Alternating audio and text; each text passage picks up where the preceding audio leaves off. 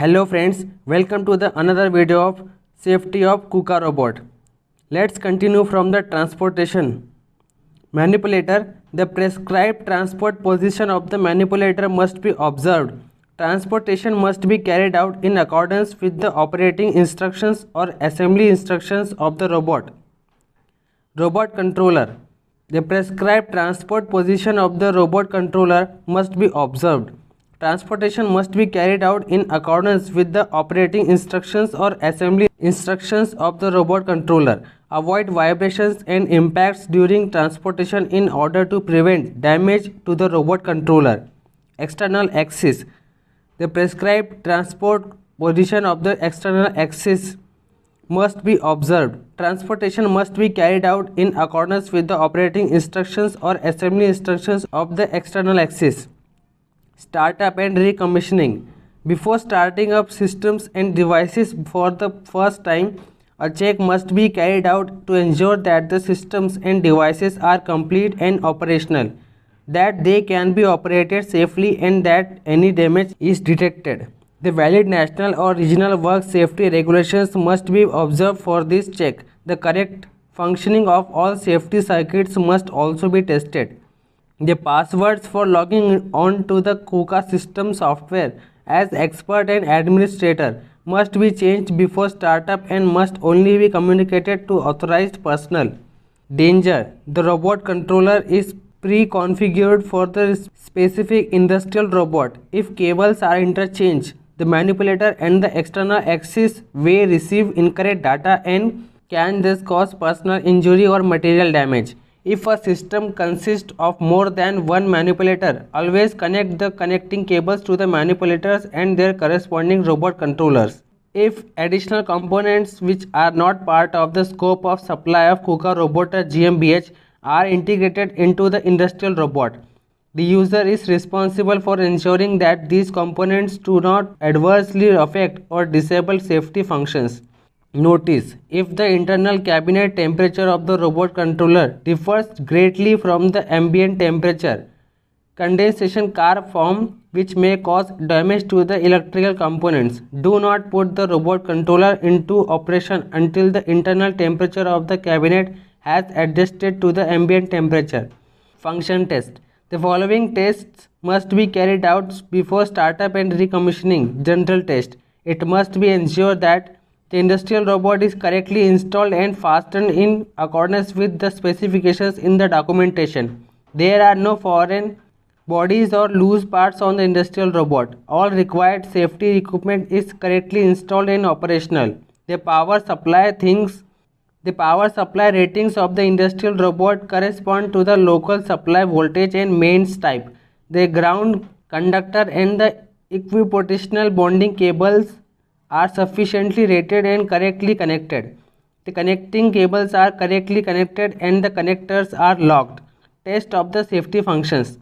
A function test must be carried out for the following safety functions to ensure that they are functioning correctly. Local emergency stop device, external emergency stop device, enabling device, operator safety, all other safety relevant inputs and outputs used. Other external safety functions. Test of reduced velocity control. This test is to be carried out as follows. Program a straight path with the maximum possible velocity. Calculate the length of the path. Execute the path in T1 mode with the override set to 100% and time the motion with a stopwatch. Warning: it must be ensured that no persons are present within the danger zone during path execution. Death or severe injuries may result. Calculate the velocity from the length of the path and the time measured for execution of the motion. Control of reduced velocity is functioning correctly if the following results are achieved. The calculated velocity does not exceed 250 mm per second. The manipulator executes the path as programmed. Machine data. It must be ensured that the rating plate on the robot controller has the same machine data as those entered in the Declaration of Incorporation. The machine data on the rating plate of the manipulator and the external axis must be entered during startup. Danger. The industrial robot must not be moved if incorrect machine data are loaded. Death, severe injuries or considerable damage to property may otherwise result. The correct machine data must be loaded. Following modifications machine data, the safety configuration must be checked. Further information is contained in the operating and programming instruction for system integrators. Following modifications to the machine data, control of the reduced velocity must be checked. Startup mode. Description. The industrial robot can be set to startup mode via the smart HMI user interface. In this mode, the manipulator can be moved in T1 or CRR mode in the absence of the safety periphery. CRR is an operating mode specifically for use with safe operation. If the X11 interface is used, startup mode is always possible if all put signals have the state logic 0. If this is not the case, the robot controller prevents or terminates startup mode. If the profile safe interface is used, if a connection to a higher level safety system exists or is established, the robot controller prevents or terminates startup mode. Hazards.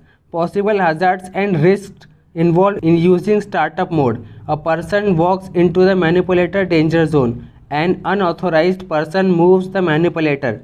In a hazardous situation, a disabled external emergency stop device is actuated and the manipulator is not shut down. Additional measures for avoiding risk in startup mode. Cover disabled emergency stop devices or attach a warning sign indicating that the emergency stop device is out of operation. If there is no safety fence, other measures must be taken to prevent persons from entering the manipulator's danger zone. Use of warning tape. Use of startup mode must be minimized and avoiding where possible by means of organizational measures. Use. Intended use of startup mode. Only service personnel who have received safety instructions may use startup mode. Startup in T1 mode or CRR mode when the external safeguards have not yet been installed or put into operation. The danger zone must be delimited at least by means of warning tape. Fault localization, periphery fault. Danger. Use of startup mode disabled all external safeguards. The service personnel are responsible for ensuring that there is no one in or near the danger zone of the manipulator as long as the safeguards are disabled. Failure to observe this may result in death to persons, injuries or damage to property. Misuse. Any use or application deviating from the designated use is deemed to be impermissible misuse. These includes, for example, use by any other personnel. KUKA Roboter GmbH accepts no liability for damage or injury caused. Thereby the risk lies entirely with the user. That's it for today's video. In the next video, we'll continue from the manual mode. Thank you very much.